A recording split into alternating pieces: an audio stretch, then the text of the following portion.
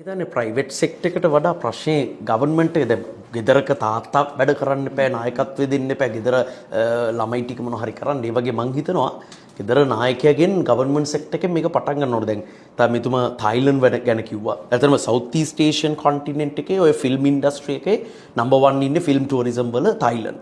Second place ඉන්නේ මලේසියා. Third place Singapore Indonesia Vietnam මේවට යනවා.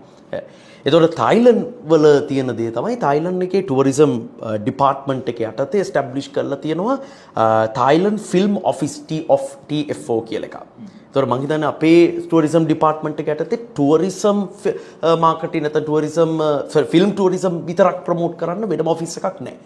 මම හිතන්නේ ඒක එස්ටැබ්ලිෂ් කිරීම වැදගත් මේ වැඩේ කරන්න. ඒගොල්ලන්ට පැවරිච්ච ඇක්ටිවිටීස් විදියට මේ රිපෝට්ස් වල දීලා තියෙනවා වර්ක් පර්මිට්ස් දෙන එක, ලේබර් ලෝස් හදන එක. එතකොට කොහොමද ක්‍රූ එකක් ඇවිල්ලා මේ වැඩ කරද්දී ලෝස් කොහොමද ක්‍රියාත්මක වෙන්නේ? එතනින් අර රෙඩ් ටේප්ස් කියන දේවල් අයින් වෙන්න පුළුවන්, ලිහිල් කරන්න පුළුවන්.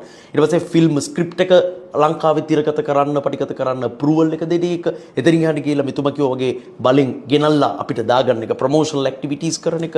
එතනින් එහාට ගිහිල්ලා ෆයිනෑන්ස් හොයාගන්න එක, ඉන්ටර්නැෂනල් ෆිල්ම් ඩෙස්ටිනි මේගොල්ලෝ ලස්සන වැඩක් කරලා තියෙනවා තායිලන්ඩ්.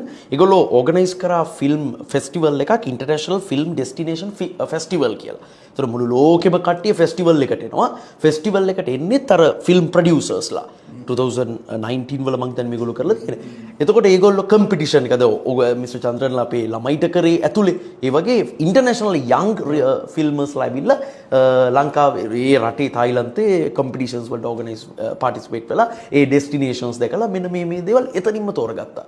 අන්න ඒතොර කට්ටිය අද්දව ගන්න බෙල්ලෙන් අල්ලලා ගෙන්න ප්‍රොමෝෂන්. දැන් මෙතන මිස්ටර් චන්ද්‍රන් තනියම ගාන ගේමක් වගේ නේ මෙතන පේන්නේ අපිට.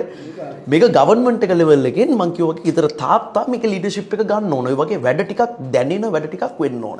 දැන් අපි ගොඩක් කතා කරේ දැන් 2016-18 පීරියඩ් එකේ විතරක් ෆිල්ම් ගහලා තියෙනවා 767ක් ප්‍රොඩක්ෂන්ස් කරලා තියෙනවා තායිලන්ඩ් වල. සහ 2018 වල ඒගොල්ලන්ගේ ඉන්කම් එකේ අවුරුද්ද විතරක් $97 million.